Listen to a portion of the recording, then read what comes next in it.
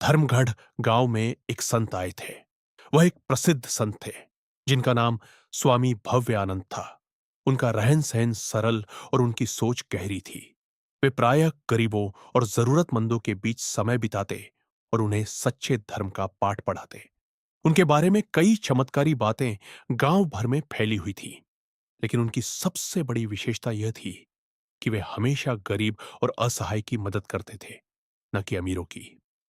गांव में एक दिन एक बड़े उत्सव का आयोजन किया गया था, जिसमें कई अमीर लोग भी शामिल हुए थे।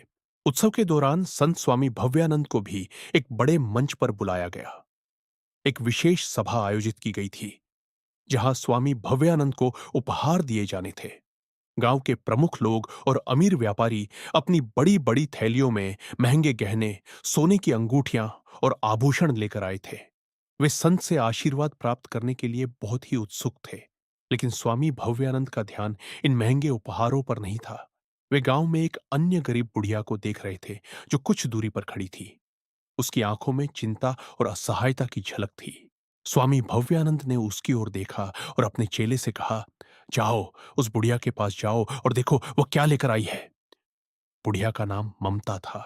वह एक गरीब विधवा थी और उसने अपनी पूरी जिंदगी खेती बाड़ी करके काटी थी। हालांकि वह कोई बड़ा दान नहीं दे सकती थी, लेकिन उसकी दिली इच्छा थी कि वह संत स्वामी भव्य आनंद को कुछ दे सके। ममता के पास बस 2 रुपए थे, जो उसने अपने छोटे से खेत में मेहनत करके कमाए थे। उसने सोचा कि अगर वह ये 2 रुपए स्वामी को दे सके, तो शायद वह अपनी आत्मा को शांति पा सकेगी। जब स्वामी के चेले ने ममता से पूछा कि वह क्या उपहार लाई है, तो उसने शर्मिंदा होकर कहा, मेरे पास कुछ खास नहीं है, लेकिन ये 2 रुपए मेरे पास है। मैं इन्हें भगवान की सेवा में चढ़ाना चाहती हूं, ताकि मेरे पास जितना है वह संत के चरणों में समर्पित हो सके। संत भव्यानंद ने जब ममता का छोटा सा दान देखा, तो उनका चेहरा खुशी से खिल उठा। उन्होंने ममता से कहा, तुम्हारे दान में वही ताकत है जो उन महलों और महंगे उपहारों में नहीं है। ये दान तुम्हारे दिल से निकला है और यही असली समर्पण है।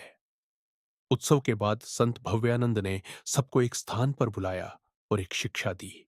उन्होंने कहा, देखो, मैं जानता हूं कि सभी यहां अपने उपहारों के साथ आए हैं, लेकिन असली दान वही है जो दिल से निकलता है। ममता ने जो 2 रुपए दिए, वह उसकी कड़ी मेहनत का फल था, और वह उसका संपूर्ण समर्पण था। महंगे उपहारों से कहीं ज्यादा मूल्यवान छोटे और सच्चे दान होते हैं। हमें अपने दिलों की शुद्धता से किसी को भी कुछ देना चाहिए।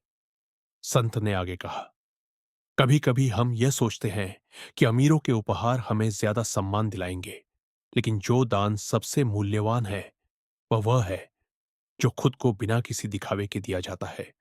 ममता का दान सब उपहारों से बड़ा था। संत ने ममता को एक चादर दी और कहा, तुम्हारा दान मुझे हमेशा याद रहेगा और तुम हमेशा मेरे आशीर्वाद में रहोगी।